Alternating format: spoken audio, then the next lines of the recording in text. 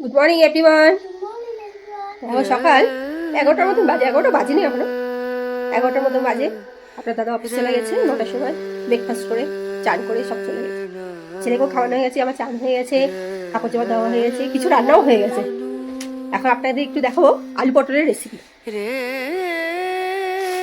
ও এখন কালার করছে বসে বসে, কিছু করে পড়াশোনা করলো আমার কাছে করে, তারপরে এখন একটু কালার করছে। আজ বাইরেটা মেঘলা মেঘলা, মাঝে মধ্যে রোদও উঠছে, আবার বৃষ্টিও পড়ছে।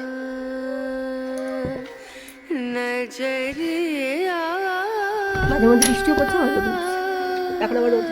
সকালে বৃষ্টি হচ্ছিল, দেখুন খুব গরম, মানে গরমটা মানে ভ্যাপসা গরম, একদম একদম ভ্যাপসা গরম, ভীষণ গরম লাগছে। এখানে কোনোদিন ঠান্ডা জলে চান করা যায় না, আজকে ঠান্ডা জলে চান করেছে। গরম জল ছাড়া চান করা যায় না, সেখানে যে ঠান্ডা জলে চান করেছে, তো গরম লাগছে। বাইরেটা নিয়ে হাওয়া আছে কিন্তু অল্প, যার সময় দরকার ঠিক করে হাওয়া দেয় না, খুব গরম লাগছে। খুলতে পারি না মৌমাছির জন্য, এত মৌমাছি হয়েছে, খালি উঠছে মৌমাছিগুলো। ঘরের মধ্যে ঢুকে যাবে কখন, মৌমাছির চাক করেছে।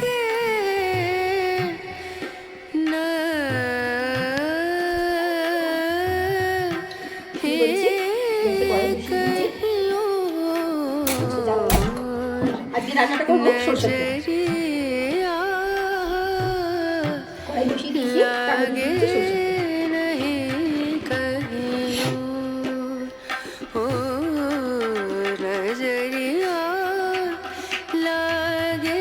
গরম হয়ে গেছে, আমি ফোড়নের জন্য নিয়েছি এলাচ দুটো, দারচিনি একটু, লবঙ্গ একটু, জিরে একটু, তেজপাতা একটু।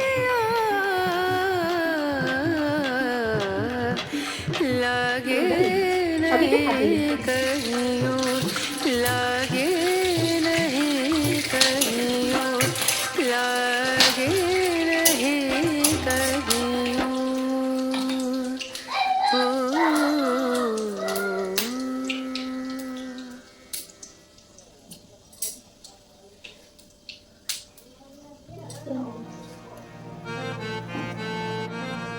প্রথমে আমি আলুটা কেটে রেখেছি, আলুটা ভেজে নিচ্ছি।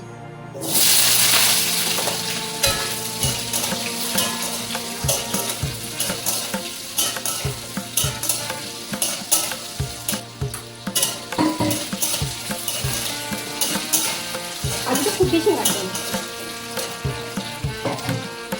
আলুটা ভাজার সময় একটু নুন দিই।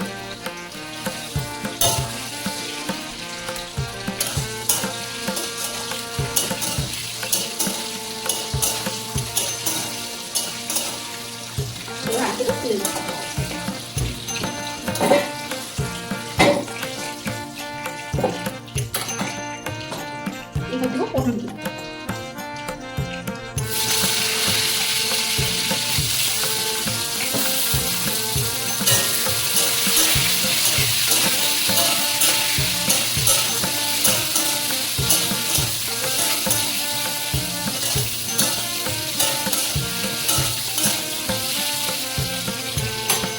ফোড়নটাকে ভেজে নিয়ে তুলে রেখেছি, এই যে ফোড়নের গন্ধটা, এই ফোড়নের গন্ধটা আলুর মধ্যে আর পটলের মধ্যে ঢুকে যাবে। এই জন্য আমি এটা ফোড়নটা আগে ভেজে নিয়ে তুলে নিয়ে তারপর আলুটা ভাজলাম, পটলটা ভাজা, আবার এই পটলটা ভাজা হয়ে যাওয়ার পর আর তেলের মধ্যে দিয়ে দেবো।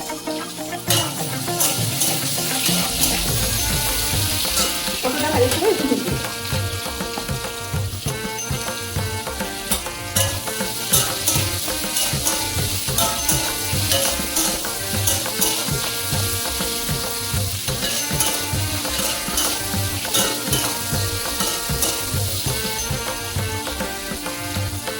পটলটা একটু ভাজবো লাল লাল করে।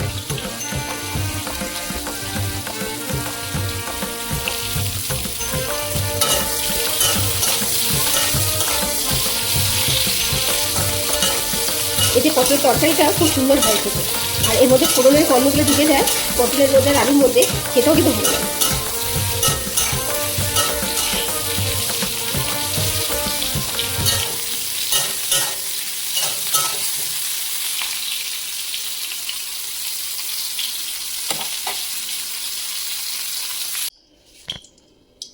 এই যে দেখুন যে তেলটা রয়েছে পটল ভাজা, সেই ফোড়নটা আবার ওর মধ্যে দিয়ে দিচ্ছি। ভাজা ফোড়নটা ওই তেলটার মধ্যে দিয়ে দিলাম।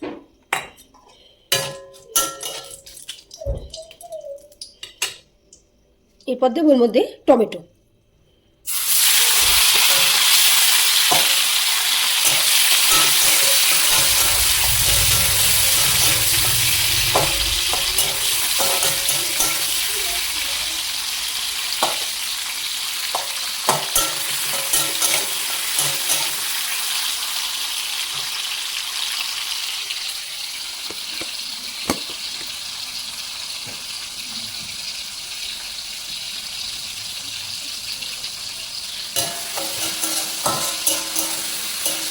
এর মধ্যে আছে আদা একটু গ্রেট করে রেখেছি, আদাটা দিয়ে দেবো।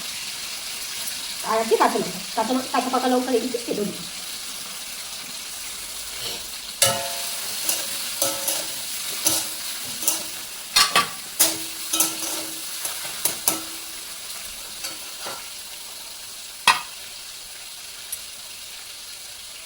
এরপর দিচ্ছি একটু জিরে গুঁড়ো,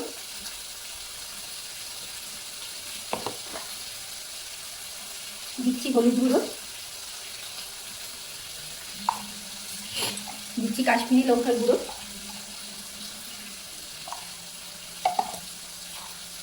আর দিচ্ছি স্বাদ মতো নুন।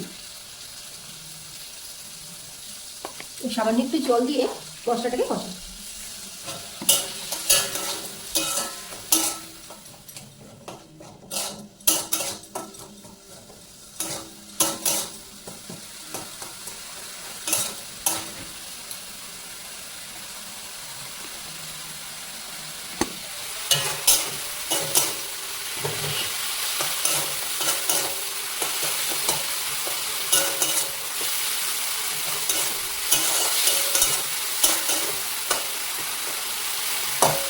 মশলাটাকে ভালো করে কষাচ্ছি, দেখুন তেল ছাড়ছে মশলাটা।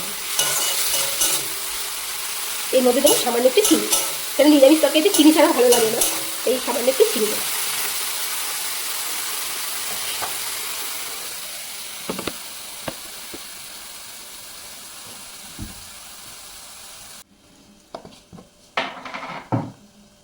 দেখুন মশলাটা কষানো হয়ে গেছে, তেল ছেড়ে দিয়েছে, সামান্য একটু চিনি দিলাম।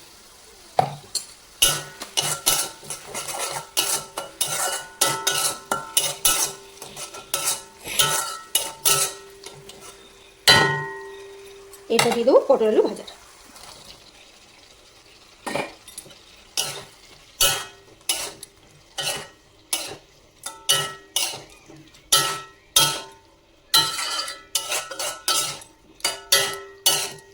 এখানকার কিন্তু পটলগুলো খুব সুন্দর খেতে, খুব টেস্টি কিন্তু পটলগুলো। এখানে কয়েকটা সবজি আছে যেমন খুব ভালো খেতে, খুব ভালো লাগে। আর ফলের মধ্যে সব থেকে বেশি আমার ভালো লাগে আনারস, এখানটা সব থেকে বেশি ভালো লাগে।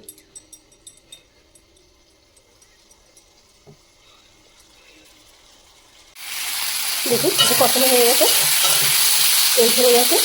এবার আমি একটু জল দিয়ে চাপ দেবো আস্তে আস্তে। একটু কষা কষাই রাখবো, অল্প জল।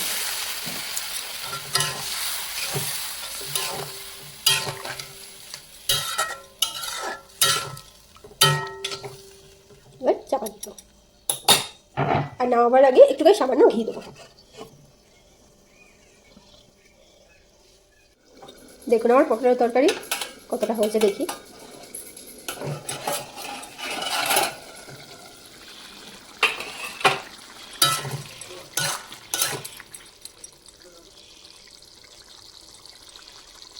আলু সিদ্ধ হয়ে গেছে, একটা দুটো আলু একটু ভেঙে দিই, তাহলে ভালো লাগবে।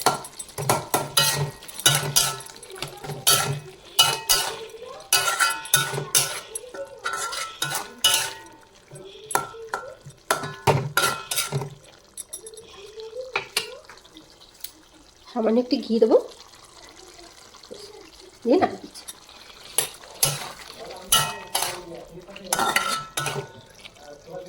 সামান্য একটু ঘি একটু ঢাকা দিয়ে রাখবো, তারপর বন্ধ করে দেবো। দেখুন কেমন হয়েছে আমার আলু পটলের নিরামিষ তরকারি, অবশ্যই করে খাবেন। আর কেমন হয়েছে অবশ্যই জানাবেন। অবশ্যই লাইক শেয়ার সাবস্ক্রাইব করবেন, তাহলে ভালো লাগবে। বন্ধ করে দিন।